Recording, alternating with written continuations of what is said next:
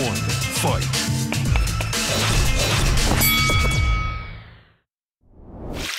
안녕하세요. 박종원의 경제한방입니다. 사실 이 반도체 강국 중에 하나가 일본이었죠. 그런데 우리나라가 정말 놀라운 역전과 추격을 해냈습니다. 그런데 지금 중국이 반도체 굴기를 내세우면서 우리나라의 지위를 노리고 있는데 과연 중국의 추격 어떻게 봐야 될지 연원어 이 대외경제정책연구원 부연구위원 연원어 박사님을 모셨습니다. 안녕하세요. 네, 안녕하십니까. 자, 이제 중국의 기술 수준부터 좀 알아보고 싶은데 정말 우리나라에 가까운 수준인지 아니면 아직은 한참 먼 건지 중국의 기술 수준부터 좀 살펴볼까요?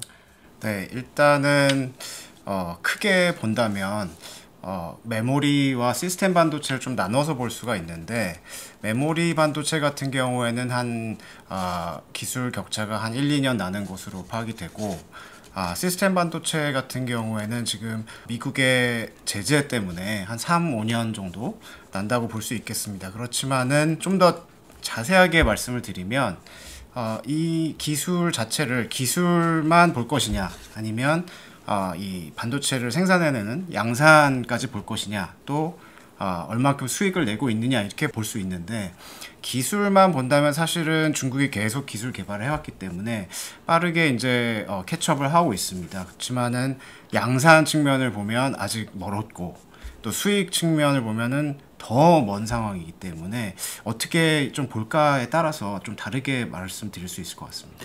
근데 분야별로 봤을 때 우리가 보통 이제 USB 메모리 카드 이런데 뭐 쓰는 낸드 플래시 이건 지금 현재 뭐 양산이 잘 되고 있다. 뭐 중국 추격이 좀 빠르다. 이런 얘기도 있던데 요것만 놓고 봤을 땐 그러면 우리에 대한 추격이 좀 더 빠른 편으로 봐야 되는 건가요?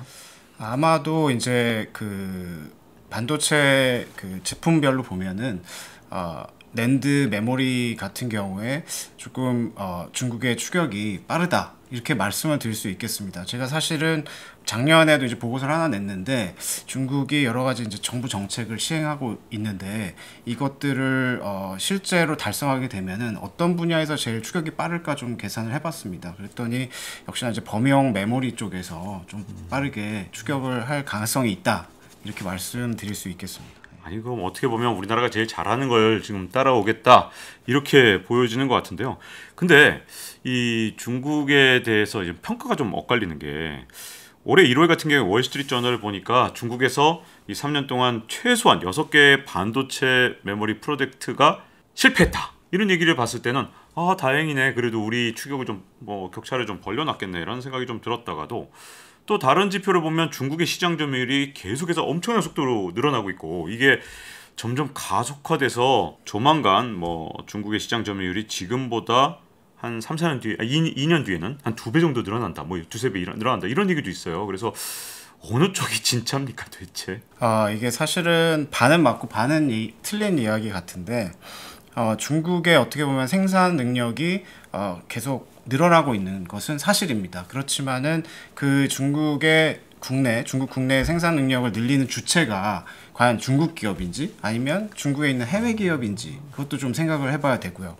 사실 중국 기업만 따진다면 한 6%가 안 되는 숫자이기 때문에 중국의 어떤 그 자체적인 생산 능력이 있다고 보기에는 힘들다. 제가 이렇게 말씀을 드리겠고 또 하나는 이제 메모리 특히 이제 D램이라든지 낸드 플래시 메모리 같은 경우에 최근에 그 제가 이제 데이터를 좀 보니까 그러면 과연 중국의 핸드폰 메이커들 그러니까 예를 들어서 뭐 화웨이 언어가 있고 또 이제 뭐 샤오미, 오포, 비보 같은 중국제 핸드폰 회사들이 어디 D램과 어디 낸드 메모리를 쓰는지 봤습니다. 만약에 중국 회사들이 실제로 양산을 하고 있고 어느 정도 수준이 올라왔다면 중국 제품을 쓸 텐데 확인해 본 결과 중국 제품은 없었다.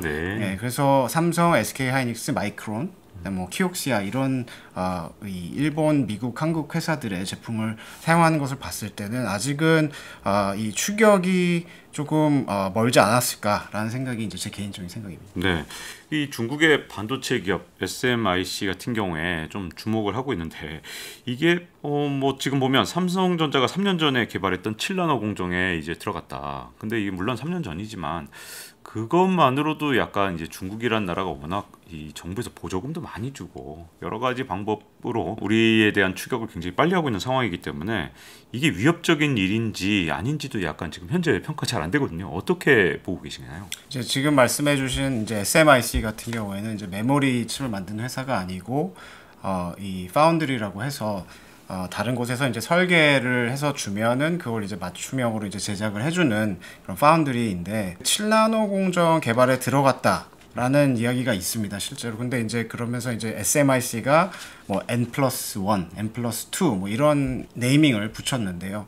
근데 이것은 사실은 그 기술적으로 보면은 7나노는 아니고 그 14나노급인데 퍼포먼스 측면에서 봤을 때 7나노급의 퍼포먼스를 낸다. 그런 차원에서 이제 얘기를 하는 것이죠. 근데 이제 중국의 SMIC가 14나노에서 7나노로 가지 못한 결정적인 원인이 이 EUV 장비, 네덜란드 ASML사의 EUV 장비를 수입을 못하게 했습니다. 미국이. 그렇기 때문에 앞으로 이런 미국의 제재가 있는 한은 중국이 10나노 밑으로 들어오는 데는 굉장히 어려움을 겪지 않을까 그렇게 생각합니다. 우리나라 입장에서는 일종의 보호막이 하나 생긴 셈인 것 같은데 근데 이제 중국이란 나라가 그래도 이게 문제점은 국가적인 산업 정책을 쓰다 보니까 혹시라도 추격의 고삐를 다시 쫙 죄고 다시 우리한테 좀 접근해 오는 그럴 가능성도 있다고 보여지거든요. 그런 측면에서 가장 우려가 되는 부분이 있다면 어떤 게 있을까요? 아무래도 이제 중국을 생각했을 때 대규모 투자, 그러니까 정부 주도의 어떤 투자가 가장 큰 우려라고 생각할 수 있고요.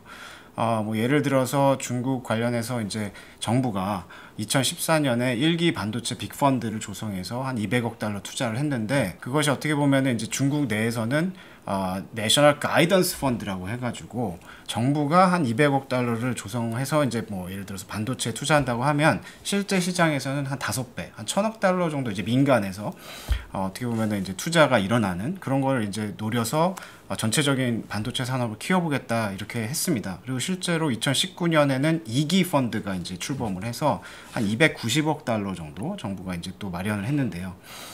이런 것들이 어떻게 보면은 이제 공격적인 정부의 투자 이것이 이제 우리에게는 우려가 된다.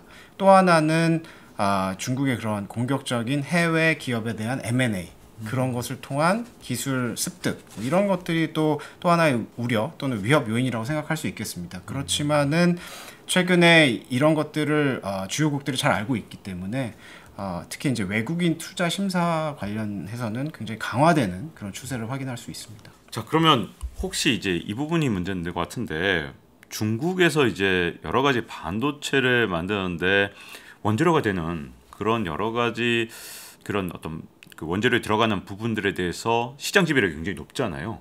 그걸로 혹시라도 다시 반격을 하거나 역공을 할 가능성은 없을까요? 이 부분이 사실은 이제 주요국들이 우려하는 부분이라고 생각할 수 있겠습니다.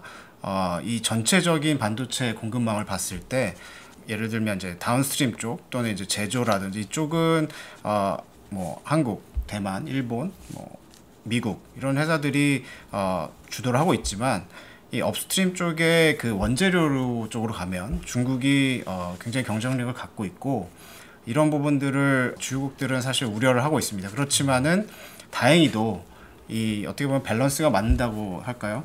그 뒤쪽에서는 중국이 약점을 굉장히 보이고 있기 때문에 이 뒤쪽에서 실제로 생산된 제품이 중국에 조달이 되지 않는다면은 중국도 이제 피해를 본다. 그런 점에서는 중국이 뭐 일방적으로 원재료를 무기화하거나 이런 것은 불가능할 것으로 보입니다.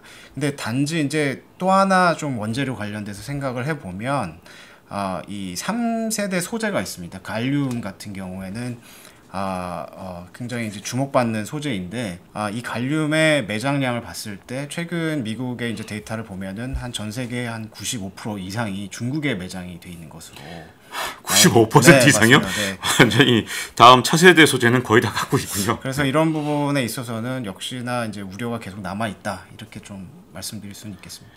중국이 갖고 있는 이런 여러 가지 원재료에 대한 지배력, 우리가 뭐 또는 뭐 미국이라든가 또 서방에서 대응할 수 있는 방법은 아예 없는 건가요? 뭐 예를 들어서 뭐 다른 뭐 발굴하는 방법을 찾는다든가 뭐 새로운 뭐 예를 들어 광맥을 찾는다든가 이런 방법은 없을까요? 그러니까 그런 방법이 하나 있겠고요. 새로운 어떤 광산을 찾는 방법이 있겠지만은 그것이 어려울 경우에는 대체 소재를 찾는 방법이 있겠습니다. 그렇지만 이것은 이제 시간이 좀 걸리는 측면이 있고, 특히 이제 R&D를 통해서 어떻게 보면은 중국을 대체할 수 있는 방법을 찾는 게 현실적인 방안으로 보이지만 시간은 걸릴 것이다, 이렇게 말씀드릴 수 있겠습니다. 그 원재료 중에서 가장 핵심, 현재 이제 갈륨은 이제 미래 자원이라고 보고 현재 가장 중국이 지배력을 갖고 있거나 또는 가장 어떻게 보면 서방 또는 우리나라의 아킬레스건이 될 만한 원재료가 있다면 어떤 게 가장 주의해야 될까요?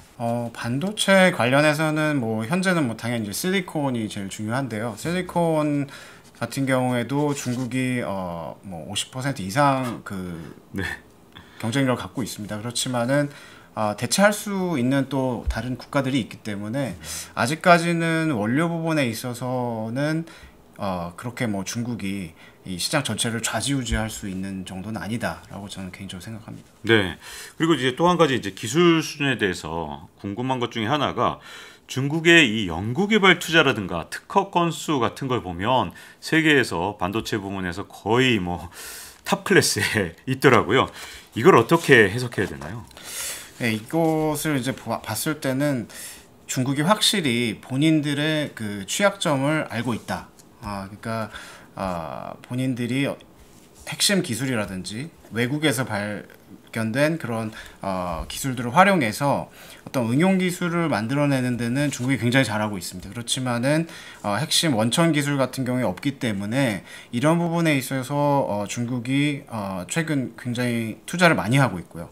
작년에 이제 14차 5개년 계획, 거기에서도 이제 기초 연구에 10년 동안 투자를 하겠다라고 해서 계획을 발표를 했습니다.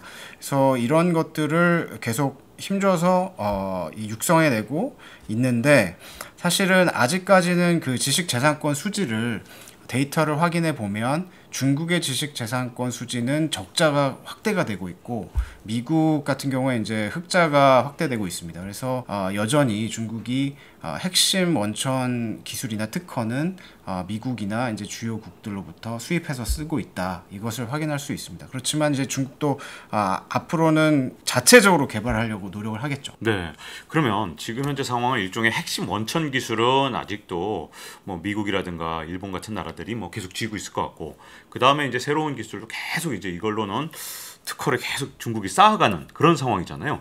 그러면 이게 결국은 뭐 몇 년 지나고 나면 확실히 중국이 기술을 따라잡고 언젠가는 또 앞서 나갈 수도 있는 그런 위협 요인이 되는 건지, 아니면 이 원천 기술이라는 게 워낙 대단한 거여서 아무리 뭐 그 뒤에 뭘 한다 하더라도 소용이 없는 건지, 아마도 우리나라의 반도체에 대해서 관심 있는 많은 분들이 여기에 관심 있을 것 같은데 어떻습니까? 네, 일단은 그 중국의 약점을 두 가지로 말씀을 드리면, 첫 번째는 이 정부 주도의 한계에 있다, 이렇게 생각이 됩니다. 그러니까 정부가 어떻게 보면은 반도체 전문가 집단이 아니기 때문에 모든 것을 다 내다보고 정확하게 이 투자를 지시하고 그렇게 할 수가 없습니다. 그래서 실제로 이 3나노 미만급의 뭐 GAA, 게이트 어라운드 기술 같은 경우에는 특허 건수를 최근에 살펴보니까 중국이 없어요, 특허가. 그러니까 결국에는 또 3나노 밑으로 가면 중국이 또 약점을 갖게 될 것이고, 결국에 그것은 이제 중국의 어떻게 보면 정부 주도의 한계다, 이렇게 생각이 됩니다.